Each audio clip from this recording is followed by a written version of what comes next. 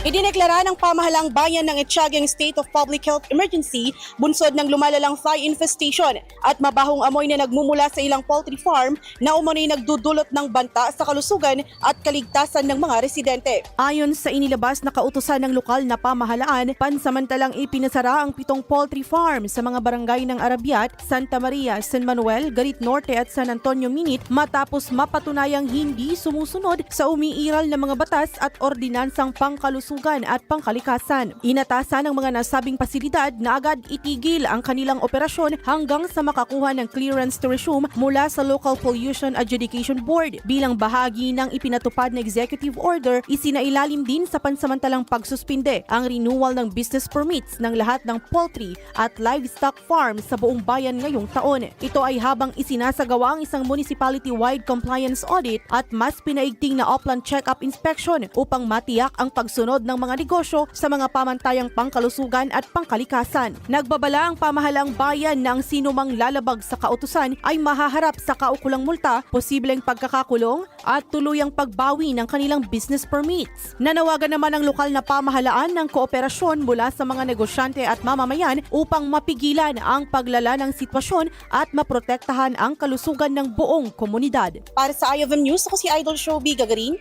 Idol! IFM News.